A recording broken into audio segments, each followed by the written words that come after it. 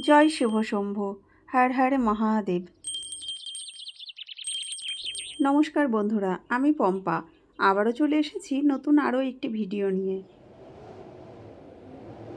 আজ আমি চলে এসেছি গাড়াপোতার ভোলে বাবার মন্দিরে।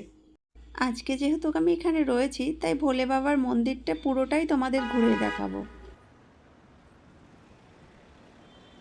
গাড়াপোতা বাওড়ের একদম গা ঘেঁষেই পাশেই রয়েছে।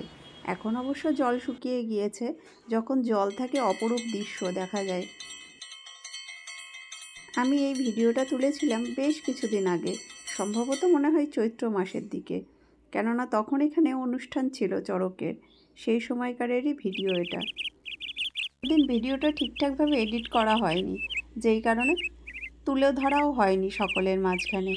তো আজকে আমি পেরেছি, যেই কারণেই কিন্তু মন্দিরটা সম্পূর্ণ ঘুরে দেখাচ্ছি। বাবার মন্দিরে ঢোকার একদম প্রথমেই রয়েছে এই ঘণ্টা।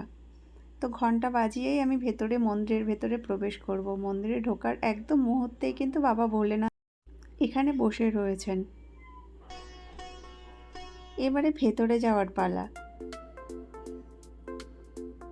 ভেতরে 3টি মন্দির আছে আরও।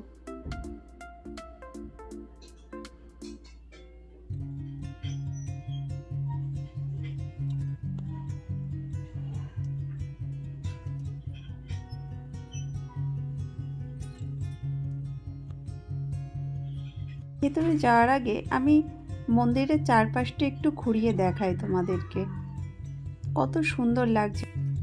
এরই মধ্যে একটা কথা বলে রাখি, যদি ভিডিওটি তোমরা ফেসবুক থেকে দেখে থাকো তাহলে অবশ্যই আমাকে ফলো করে একটু পাশে থেকো, আর যদি ইউটিউব থেকে দেখে থাকো তাহলে আমার চ্যানেলটিকে সাবস্ক্রাইব করে আমার পাশে থেকো, কেননা তোমরা যদি পাশে থাকো তাহলে কিন্তু নতুন ভিডিও করার আগ্রহ পায়। মাসে এই ভিডিওটা করা বাওড়ে একদম জল নেই বললেই চলে। তো যাই হোক, এবার মন্দিরের ভেতরে ঢোকা যাক। ঢুকে এই যে বাবা ভোলেনাথ বসে রয়েছে, বাবাকে দর্শন করে, বাবাকে প্রণাম করে এবারে আরও একটি মন্দিরের উদ্দেশ্যে রওনা হব, কেননা এর পাশে এখনও 2টি মন্দির রয়েছে, সেই 2টি মন্দিরকেও তো দেখাতে হবে তোমাদেরকে। মন্দির থেকে বেরিয়েই পাশেই রয়েছে আরও 2টি মন্দির। একটি মন্দিরে রয়েছেন রাধাকৃষ্ণ এবং একটি মন্দিরে রয়েছেন জগন্নাথ, বলরাম দেব এবং সুভদ্রা দেবী।